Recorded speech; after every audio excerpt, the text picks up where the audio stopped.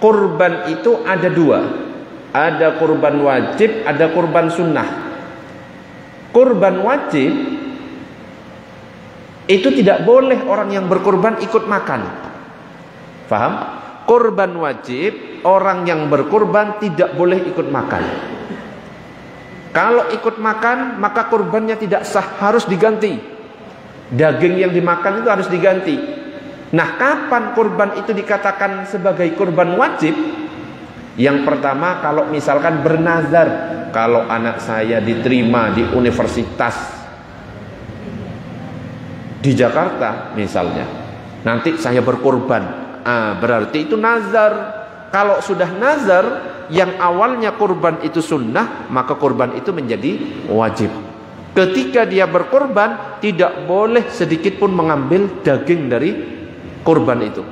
Ustadz, kalau misalkan ngambil dari daging kurbannya orang lain, paham maksudnya? Ini kan kambingnya, nggak boleh ngambil dari kambing ini.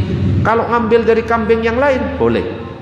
Yang tidak boleh adalah ngambil dari kambing sendiri. Itu kurban kalau karena nazar. Yang kedua, dengan menentukan. Nah, ini yang kadang-kadang keceplosan. Jadi dalam mazhab Syafi'i, kita menentukan saja itu sudah berubah jadi wajib. Ini kambingnya siapa?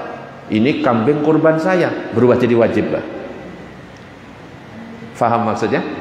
Ini kambingnya siapa? Kambing kurban saya ini. Loh, menentukan seperti itu jadi wajib, gak boleh makan. Itu kalau dalam mazhab Syafi'i.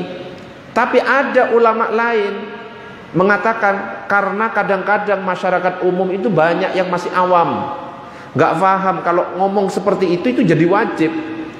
Maka dikatakan dalam kitab yang lain oleh ulama yang lain, bahwa kalau misalkan dia mengatakan ini kambing kurban saya, niatnya itu hanya untuk memberi kabar, coba ngabari, ngasih info, maka tidak sampai jatuh sebagai wajib kalau niatnya cuma mengabari.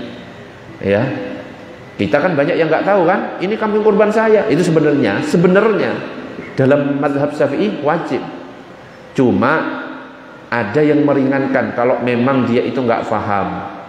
Kalau mengatakan seperti itu bisa merubah hukum kurbannya itu menjadi wajib, maka kalau hanya niat ngasih tahu, mengabarkan, maka tidak sampai berubah menjadi wajib. Jadi kurbannya hanya kurban sunnah.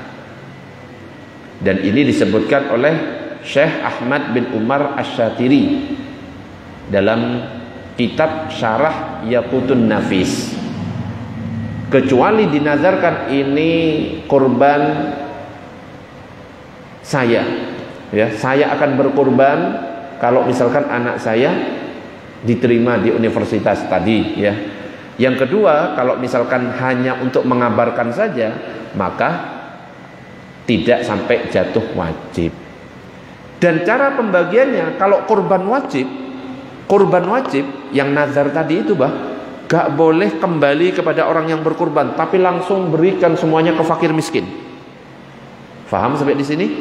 Tapi kalau kurban sunnah, ya kurban biasa itu, kurban biasa, gak pakai nazar dan lain sebagainya, maka tidak disyariatkan sesuatu apapun dalam pembagiannya. Asalkan ada bagian untuk fakir miskin meskipun sedikit, itu sudah sah. Misalkan pelit, saking pelitnya, kaki dikasih fakir miskin, sisanya dimakan sendiri, sah benda? Sah. Saking pelitnya itu, misalkan seperti itu. Tapi kalau aturan yang baik, dianjurkan itu sepertiga untuk dihidangkan untuk tamu. Ini yang baik. Sepertiga lagi untuk keluarga kita, sepertiga lagi untuk dibagikan fakir miskin. Nah, dibagi tiga, ini yang dianjurkan. Sepertiga kita bawa pulang untuk keluarga, sepertiga kita hidangkan, bawa ke rumah, kita masak, kita hidangkan. Yang ketiga, sepertiganya kita berikan kepada fakir miskin. Ini anjurannya seperti itu. Ada lagi cara yang paling afdol. Gimana? Kasihkan semua, kita cuma ngambil sedikit. Biar afdal itu harus ada bagian yang kita ambil sedikit, sisanya bagikan semuanya. Ini yang paling afdal.